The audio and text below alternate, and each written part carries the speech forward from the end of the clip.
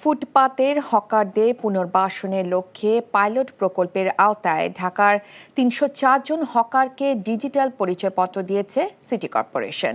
তবে উত্তর city card বিতরণ অনুষ্ঠানে বাধে বিপত্তি। প্রশাসকের বক্তব্যের শেষে শুরু হয় হট্টগোল।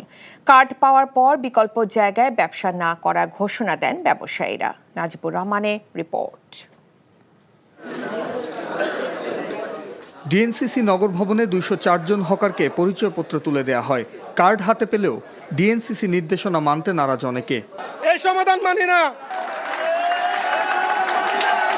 মিরপুর এলাকার প্রধান সড়কের ব্যবসায়ীদের বিকল্প জায়গায় সরিয়ে নেয়ার কথা বলা হলেও অনুষ্ঠান শেষ হতেই প্রশাসকের বক্তব্যের মাঝেই শুরু হয় বিশৃঙ্খলা।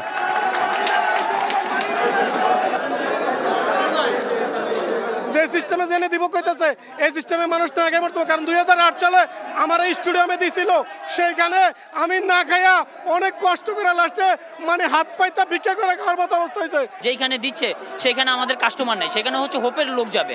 এর আগে হকারদের পুনর্বাসনের পরিকল্পনা তুলে ধরে ডিএনসিসি প্রশাসক শফিকুল ইসলাম খান বলেন, এখন থেকে সড়ক থাকবে চাঁদাবাজ মুক্ত। আজকের পর থেকে কেউ চাঁদা দিবে? হ্যাঁ, কেউ নেয় আপনাদের কাছ থেকে? যদি নেয় সেটা আমাদেরকে জানাবেন। আপনারা পত্রপত্রিকায় বিভিন্নভাবে লেখালেখি হয় যে ফুটপাত থেকে চাঁদাবাজি হচ্ছে, অমুকের নাম আসে। আজও কতটুকু সত্য সেটা আমিও নিজেও সত্যি জানি। একই দিনে ১০০ জন হকারের হাতে পরিচয়পত্র তুলে দেয় ঢাকা দক্ষিণ সিটি কর্পোরেশনও। নির্দিষ্ট ফি দিয়ে এখন থেকে গুলিস্তান এলাকার নির্ধারিত স্থানে ব্যবসা করতে পারবেন পরিচয়পত্র পাওয়া ব্যবসায়ীরা বলে জানিয়েছেন প্রশাসক আব্দুল সালাম। প্রথমে আমরা গুলিস্তানটাকে, এই জায়গাটাকে পরিষ্কার করতে চাই। আপনাদের একটা নির্ধারিত জায়গা আমরা দিয়ে দেব, সেই জায়গায় আপনারা বসবেন এবং ওই জায়গাটায় আমরা যতজনকে দেব ততজনই বসতে হবে।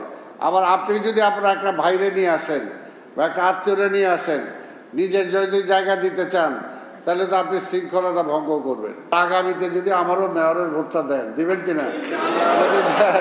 তাহলে আমরা সবাই মিলে ইনশাল্লাহ ঢাকা শহরটাকে সুন্দর করে ফেলবো।